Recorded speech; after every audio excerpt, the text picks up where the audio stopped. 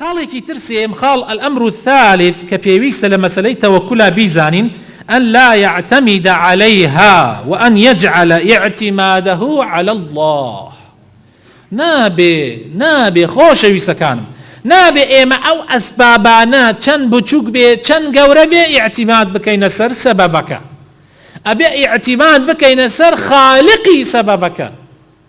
تۆ کاتێک بە سەیارەکەتەوە ئەتەوێ بڕۆی بۆ شوێنێ پێویستە سەیارەکەت مەزبوط بێ، ئیتر ئاوی ڕۆنی تایە یعنی هەموو شتەکانی مەزبوط بێ، بەڵام نابێ ئیعتیماد بکەیتە سەری، ئەبێ بڵێ ئیعتیمادەکەمە سەر خوا دوای وەرگرتنی ئەسبابەکان. نابێ بڵێ تش ئیعتیمادەکەمە سەر خوا و گوێی نادەمێ ڕۆنی تیانیە تایەتی ئاوی تیانیە تایەتی نابێ، ئەویش حرامە. ئەسبابەکانت بە جوانی وەربگرە پاشان ئیعتیماد بکەرە سەر خوا، چونکە هەر خوای گەورە ئەگاتە فریای ئینسانە.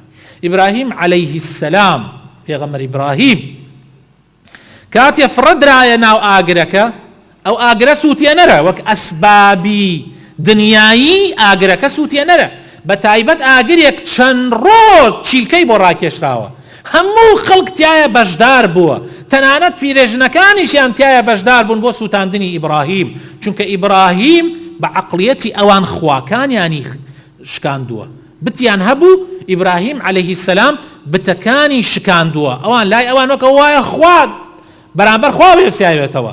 ئەمە یاخیە ئیبراهیم عەلەیه السەلام کاتێ فڕە ئەدرێتە ناو ئەو ئاگرە بڵێ سەردارە ئەسڵەن خۆشیان ناوێرن نزیکی ببنەوە، بە چەند متر ناوێرن نزیکی ئاگرەکە ببنەوە، بۆیە بە منجەنیق فڕێدەنە ناو ئاگرەکە.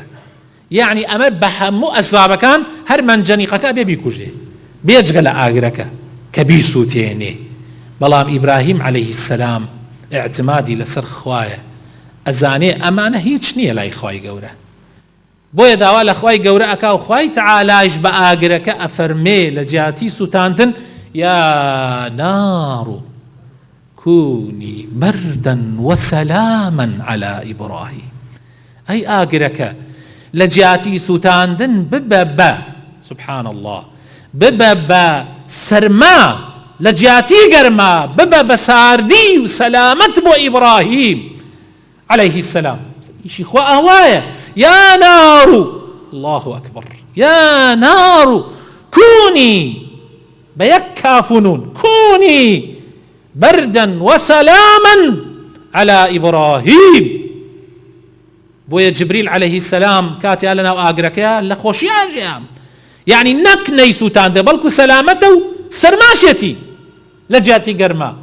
بويا جبريل أن يري خواهي تعالى بولاي بي إلي إبراهيم تشيت أوي خواهي تعالى مني ناردوها تشيت أوي أفرمي لتو من هيك مناوي لتو من هيك مناوي أو إما بين شي ألين سيدي توكلكي أم جنجك كبو خوايك لا بوتوا لتو من هيك مناوي لتو بلام لخواي پروردگار